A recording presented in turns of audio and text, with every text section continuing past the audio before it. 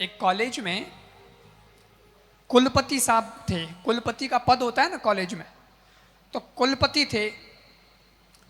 उन्होंने एक दिन सबके सामने आकर के एक अनाउंसमेंट किया, घोषणा की कि देखो, मैंने इस कॉलेज की खूब सेवा करी, आप लोगों के जितना काम आ सकता था उतना आया, लेकिन अब मेरी उम्र हो गई है, मैं अब ये पद से निवृत्ति लेना चाहता हूं। आप लोगों के लिए शुभकामनाएं। तो स्टूडेंट जो थे, बच्चे जो थे, वो सब बोले सर आप चले जाएंगे तो हमारा कौन, ऐसा मत करिए, हमें आप जैसा व्यक्ति थोड़ा ही मिलेगा, आप ही रहें और हम आपके मार्गदर्शन में आगे बढ़ना चाहते हैं।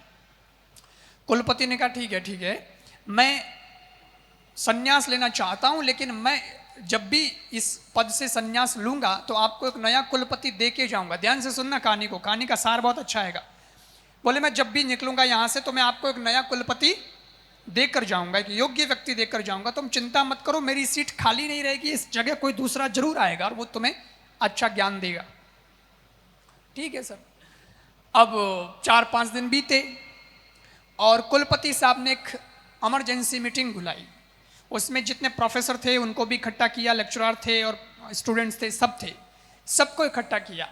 और कुलपति साहब खड़े हुए और उन्होंने कहा कि मैंने आप सबको इसलिए बुलाया है क्योंकि आज मैं संन्यास ले रहा हूं, लेकिन संन्यास लेने से पहले मुझे इस कॉलेज को एक नया कुलपति भी देना है। मैंने आपसे प्रॉमिस किया था 4 दिन पहले, तो अब मेरा वो समय आ गया है, मैं आप लोगों को एक नया कुलपति दे के जाऊंगा।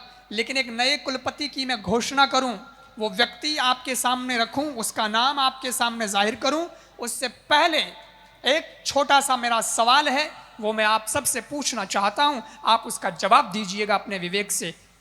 और कुलपति साहब ने एक सवाल पूछा, सब बैठे थे और सबके सामने सवाल पूछा, कहा कि बताओ, संभावना की दृष्टि में लोहा मूल्यवान है या चांदी मूल्यवान है?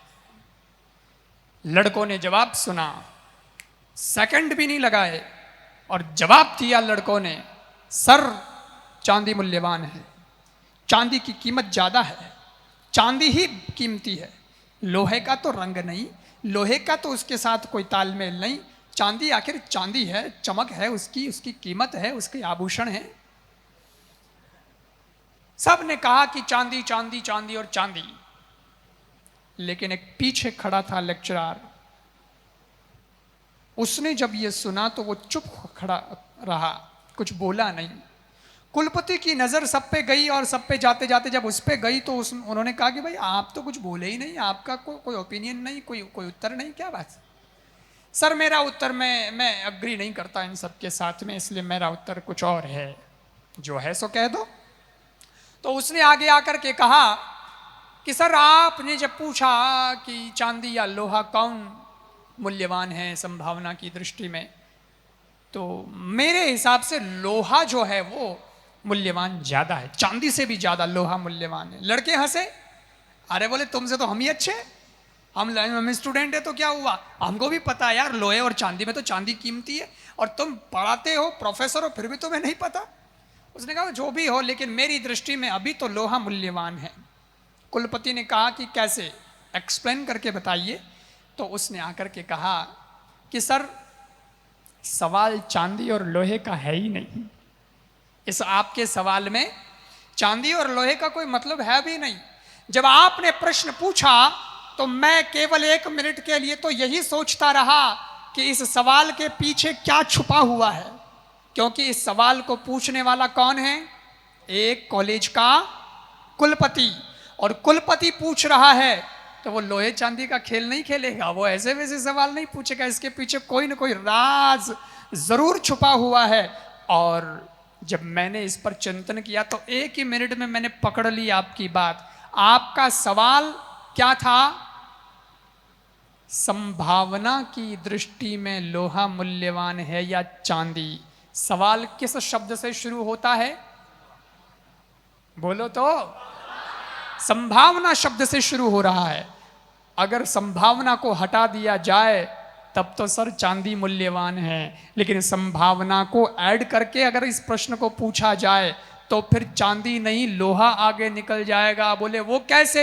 बोले चांदी केवल चांदी ही रह सकती है, चांदी में और कुछ बनने की संभावना नहीं है। चांदी की चैन बना लो, चांदी की बीटी बना लो, चांदी का हार बना लो, चांदी का कुछ और बना लो, लेकिन रहेगी तो चांदी की चांदी ही, उसमें और कुछ बनने की संभावना ही नहीं है। लेकिन आज लोहा भले ही चांदी से कम कीमतीवान है, वो आज भले ही लोहा है, लेकिन इस लोहे का स्पर्श कल अगर पारस से हो गया तो सीधा सोना बन जाएगा, जो चांदी से भी कई गुना ज्यादा मूल्यवान होगा। ये संभावना चांदी में नहीं है, ये संभावना किसमें है? लोहे में है। भले ही लोहा कैसा भी हो, लेकिन उसको पारस से स्पर्श होने की देर है, बस इतनी सी देर है, इतना हुआ और सीधा सोना बन जाएगा। और मैं आपको एक कहानी और सुनाता हूँ। मैंने 2 कहानी की बात कही थी। एक कहानी ये हुई, दोनों का रिजल्ट अभी सुनाऊंगा। एक कहानी और सुनिएगा। एक बच्चा था और वो बच्चा बड़ा ऐसा था जिसको लोग बड़ा चिढ़ाते थे। एक कालिया, क्योंकि वो रंग रूप से थोड़ा काला था, चिढ़ाते थे उसको, बड़ा बुरा लगता था। एक बार की बात है, कहीं मेला लगा शहर में, कहीं गांव में, तो ये गया मेले में गया तो इसने देखा कि गुब्बारों की दुकान है और बहुत से अच्छे अच्छे गुब्बारे हैं, रंग बिरंगे गुब्बारे हैं, आसमान में उड़ रहे हैं, दुकान पे भी लगे हुए हैं। ये लड़का गया, उसने, दुकानदार ने देखा उस लड़के को, तो दुकानदार को लगा कि कस्टमर आया है लेने के लिए, तो आया, आओ बेटे आओ बेटे, कौन सा गुब्बारा चाहिए, कौन सा रंग का चाहिए, बोलो कौन सा वाला चाहिए, छोटा वाला चाहिए, बड़ा। उसने कहा रोको सब छोड़ो, मेरे को देख लेने दो, तसल्ली से देख लेने दो, मेरे को दुकान देखने। वो एक एक गुब्बारे को देखने लगा और देखते देखते उसने दुकानदार से कहा, भाई साहब एक बात बताओ, इसमें वाइट गुब्बारा है, इसमें आपका पीला कलर वाला है, आसमानी कलर वाला है, पिंक कलर का है, सारे कलर के गुब्बारे हैं, लेकिन इसमें कोई काला कलर का गुब्बारा नहीं है। मुझे ये बताइए, काला कलर का गुब्बारा आकाश में उड़ता नहीं है क्या? दुकानदार ने कहा, बेटा तू बड़ा भोला है, तेरे को भी पता नहीं है कि गुब्बारा कैसे उड़ता है। बोल कैसे उड़ता है? मैं यही तो देख रहा हूं, इसमें काले रंग का गुब्बारा नहीं है, बात क्या है? दुकानदार ने कहा, बेटा गुब्बारे के उड़ने में रंग का कोई लेना देना नहीं है, तो किसका लेना देना है? बोले इसमें जो हीलियम गैस भरी हुई है उसका लेना देना है। ये हवा की वजह से उड़ता है, गुब्बारे में हवा होगी, गैस होगी तो गुब्बारा उड़ेगा। अच्छा, तो वो काला कलर का होगा तो भी उड़ जाएगा? बोले क्यों नहीं उड़ जाएगा, बिल्कुल उड़ जाएगा। अच्छा, बोले अब बात समझ में आ गई। और लड़का रवाना हो गया। दुकानदार बोले गुब्बारा ले तो ले, उड़ा लेना। लड़के ने कहा नहीं सर, गुब्बारा उड़ाने की बात ही नहीं है, बात कुछ दूसरी है। अब दोनों कहानियों का सार सुनाता हूं। उस पहली कहानी का सार, कुलपति ने उस लेक्चरर को आगे बुलाया, उसकी पीठ थपथपाई और सारे लड़कों के सामने, प्रोफेसर के सामने कहा, मैंने कहा था ना कि आपको एक नया कुलपति देना है, अब मैं एक नए कुलपति आपको देकर के जा रहा हूं और वो कुलपति यही लेक्चरर है, ये तुम्हारा आज से कुलपति होगा और मैं संन्यास लेता हूं। लड़कों ने कहा क्या सर, समझ में नहीं आया? बोले समझ में यही तो आया है कि ये लेक्चरर कह रहा है कि लोहे की कीमत संभावना की दृष्टि में ज्यादा है, क्योंकि पारस का स्पर्श होते ही वो सोना बनने की ताकत रखता है। मेरे मित्रों, विद्यार्थियों, तुम भी याद रखना, आज भले ही तुम लोहे हो, लेकिन किसी अच्छे गुरु रूपी पारस से तुम्हारा स्पर्श हो गया तो तुम भी सीधा सोना बनने की ताकत रखते हो। और उस लड़के की कहानी का सार समझ लीजिए जाते जाते, कि लड़का रवाना हुआ, दुकानदार ने कहा ले ले भाई गुब्बारा, छोटा मोटा कौन से वाला लेना है? लड़के ने कहा क्या करूंगा गुब्बारा लेकर? बोले उड़ाना, आसमान में उड़ाना। लड़के ने कहा गुब्बारे कोई और उड़ाएगा, मैं तो खुद मेरी उड़ान भरने के लिए तैयारी कर रहा हूं, क्योंकि मेरे को समझ में आ गया कि जब गुब्बारा चाहे काला हो चाहे गोरा हो, लेकिन वो उसके अंदर भरी हवा से उड़ता है। वैसे ही मैं काला हूं तो क्या हुआ, मुझे लोग कालिया कालिया कहते हैं तो क्या फर्क पड़ता है? आत्मविश्वास की हवा अगर मेरे अंदर भरी हुई है तो मैं स्वयं आसमान में उड़ान भर सकता हूं। मित्रों, कितने लोग होंगे जो आपको भी कहते होंगे तेरे बस का नहीं है, तू कुछ नहीं कर सकता। बहुत से युवा मित्र आते हैं जो कंपटीशन का एग्जाम दे रहे हैं, वो मेरे पास में आते हैं और वो जब मुझसे मिलते हैं तो कई बार कहते हैं गुरुजी क्या करूं, मैं बहुत परेशान हूं। उनके परेशान क्यों? बोले मैं पढ़ता हूं तो मेरे को वो माहौल नहीं मिलता है। अब कंपटीशन का एग्जाम दे रहा हूं तो कंपटीशन के एग्जाम में तो नंबर कभी आ जावे एक बार में कोई ज़रूरी थोड़ा ही है, कभी बहुत सारे प्रयास करने पड़ते हैं तब जाके नंबर आता है। और उसमें जो है मेरे को दोस्त कहते थे थारे को नहीं बस रो, तू क्यों करे? कई कई तो कई कहवे ए भाई तू कलेक्टर बननी चाहे, आयो बड़ो कलेक्टर, थारे पीढ़िया में कोई बाबू ही बढ़ियो है। एड़ा एड़ा चिड़ावे जने अपने तो वटीज मामलो खत्म हो जाए कि यार अपने तो घर परिवार में कोई बाबूरी नौकरी नहीं करी है, कलेक्टर बनने का सपना मैं संजो रहा हूं तो मैं कलेक्टर कैसे बन पाऊंगा?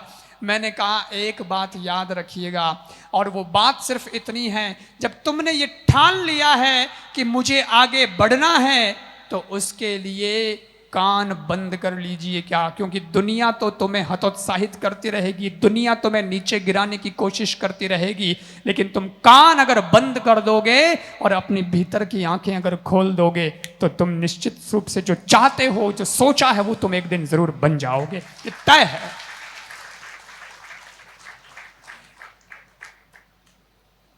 क्रिकेट के बारे में जानते हो? क्रिकेट का भगवान कौन कहलाता है?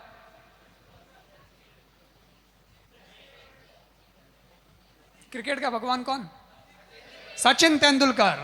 सचिन तेंदुलकर ने संन्यास ले लिया, ठीक है, आदमी अच्छा है सचिन तेंदुलकर। सचिन तेंदुलकर ने संन्यास ले लिया, लेकिन सचिन तेंदुलकर की एक बात मैं आपको बताना चाहता हूं। आपने उसकी सेंचुरी बहुत बार देखी होगी, आपने उसको मैदान में खेलते हुए तो बहुत बार देखा होगा, टीवी पे लाइव आपने उसको बहुत बार देखा होगा, लेकिन सचिन तेंदुलकर का एक जो संदेश है, एक जो सीख है, आज मैं आपको वो शेयर करना चाहता हूं। कहते हैं कि दुनिया के अंदर सफलता मिलती है उससे पहले व्यक्ति को असफलता मिलती है। आदमी असफल बहुत बार हो जाता है, सफलता तो लोगों को दिखाई देती है, लेकिन वो जब असफल होता है तब बड़ी हालत खराब होती है, उसमें लोग उसको साथ नहीं देते, हमेशा फेलियर में कोई सपोर्ट नहीं करता है। और जब आदमी सफल हो जाता तो सब उसके नाम का अरे साहब सचिन सचिन सचिन सचिन। लेकिन सचिन तेंदुलकर का खुद का अनुभव है, वो कहता है साहब मेरे जीवन में असफलताएं भी बहुत रही है, मैं मैदान पे खेलने जाता तो लोगों को इतनी उम्मीदें होती मुझसे कि सचिन आया है मतलब शतक लगेगा, आज तो सेंचुरी लगेगी ही लगेगी, इतना उम्मीद है, नाम ही काफी है, सचिन तेंदुलकर क्रीज पर है, अभी टिका हुआ है ना मैदान में, तो बहुत है, उसका खड़ा रहना ही बहुत है, ये सेंचुरी लगा के जाएगा। लेकिन सचिन तेंदुलकर कहता है मेरे जीवन में ऐसे भी मौके आए जब मैं जीरो पे आउट हो गया। सेंचुरी की तो बात, लोग तो पता नहीं क्या क्या सोच रहे थे मेरे बारे में, मैं जीरो पे ही आउट हो गया। और जब जीरो पे आउट हुआ तो अब क्रीज पे तो रहने का मतलब नहीं है, जाना ही पड़ेगा मैदान छोड़ के। मैं मेरे चुपचाप रवाना हो गया घंटी नीचे करें। लेकिन लोग उस वक्त कोई बोतलें फेंक रहा है, कोई क्या फेंक रहा है, कोई गाली गलौज कर रहा है, कोई सचिन को ये वो हमारे सपनों को चूर कर दिया, आज तुमसे इतनी उम्मीदें थी तुमने कुछ नहीं किया, ये नहीं किया, वो इतना सुनाता। लेकिन सचिन तेंदुलकर कहता है कि मैं चुपचाप मैदान छोड़ करके पेवेलियन में आकर के बैठ जाता, मैं मेरा मुंह नहीं खोलता, किसी को भी मैं जवाब नहीं देता कि अरे तुम सचिन तेंदुलकर को कह रहे हो, थोड़ी तो शर्म करो, ये मास्टर ब्लास्टर है, क्रिकेट का भगवान तुमने बनाया, इसको मत बोलो। मैं कभी मुझसे कोई रिप्लाई नहीं देता। तो मैं क्या करता, मैं अगला मैच कब है उस डेट का इंतजार करता कि 4 दिन बाद अगला मैच है, और 4 दिन तक मैं उस तैयारी में रहता। और जब मैदान पे खेलने के लिए आता तो ये संकल्प लेकर के आता कि आज चूकना नहीं है सचिन, आज चूकना नहीं है, आज तो बस बल्ले बल्ले कर देनी है। और सचिन कहता है कि मैं इतना जम के खेलता, बोले जरूर खाता, टाइम थोड़ा जरूर लगता, लेकिन मैं सेंचुरी मारता, और सेंचुरी मारने के बाद फिर सर उठाकर लोगों की ओर देखता, तब मैं मेरे मुख से जवाब नहीं देता, मैं मेरे बल्ले से जवाब देता था। मैं लोगों के मुख मेरे बल्ले से बंद करता था, क्योंकि आप मुंह से जवाब देने जाओगे तो किस किस को जवाब दोगे, किस किस को तुम चुप करने जाओगे। लेकिन मेरे युवा साथियों, जिस दिन तुमने ये ठान लिया कि दुनिया कुछ भी कहे, मैं मेरे काम से लोगों का मुंह बंद कर दूंगा, मैं मेरी सफलता से मैं लोगों को जवाब दे दूंगा, उस दिन आप दुनिया के बहुत श्रेष्ठ व्यक्ति हो जाएंगे, बहुत शक्तिवान व्यक्ति हो जाएंगे। ये हमारे जीवन की सफलता के राज हैं। युवा हो, युवाओं के बारे में मैं एक बात कहा करता हूं। युवा माने क्या? युवा किसे कहते हैं? आप लोगों को क्या लगता है युवा किसे कहते हैं? कोई बताएगा? युवा की परिभाषा क्या है? मैं एक जना ने पूछो युवा किने के, तो के बूढ़ो नहीं दिखे जी तो युवा है, के दौड़ा बाल नहीं आवे जी तो युवा, मतलब 25 साल का, 30 साल का, 35 साल का जो आदमी है वो युवा है। तो मैंने कहा फिर आप नरेंद्र मोदी जी को क्या कहोगे? अब युवा की परिभाषा सुन लो। युवा की परिभाषा यह है कि जिसकी उम्र भले ही 25 की है, 30 की है, 35 की है, लेकिन मुंह लटका हुआ है, चेहरे पर तेज नहीं है, आंखों में कोई रंग नहीं है, जोश नहीं है, काम करने में कोई दम नहीं है, तो वो 25 का होकर के भी बूढ़ा है। लेकिन कोई 70-75 का भी क्यों ना हो गया हो, लेकिन उसकी चाल में अभी भी ताकत है, उसकी आंखों में अभी भी वही चमक है, उसके काम में अभी भी वही शक्ति है, तो उस 75 साल के वृद्ध को भी हम युवा कहेंगे। युवा जोश से होता है। हमारे अंदर जोश भगवान ने दिया है, उसका इस्तेमाल करिए। आज का युवा अगर चाहे तो क्या नहीं कर सकता है। युवा की परिभाषा सुनिएगा। जो धरती से अंबर जोड़े उसका नाम जवानी है। देखो, नॉर्मल काम तो सब कोई कर सकता है, नॉर्मल काम तो सब कोई कर सकता है? पूरी दुनिया में तुम कुछ अलग करके दिखाओ तब माना जाएगा कि तुम्हारी जवानी है। सब लोग देखते हैं कि धरती नीचे है, आसमान ऊपर है, और ये सदा ऊपर का ऊपर ही रहेगा और धरती नीचे की रहेगी, उसमें कौन सी बड़ी बात है। लेकिन अगर हम जवान हैं तो हमें कुछ नया करके दिखाना है, और वो ये जो धरती से अंबर, जो अंबर माने आकाश, जो धरती से अंबर जोड़े उसका नाम जवानी है। पत्थर अगर कांच पे लगेगा तो क्या होगा बताओ? बोलो तो। देखो, अभी अपना सेशन चल रहा है, अपना इंटरेक्शन चल रहा है, ठीक है? मैं आप ही का साथी हूं, मैं भी युवा हूं, है ना? इसीलिए मुझे युवाओं से ज्यादा लागनी है, इसलिए युवाओं से मुझे ज्यादा लगाव है, प्रेम है, स्नेह है।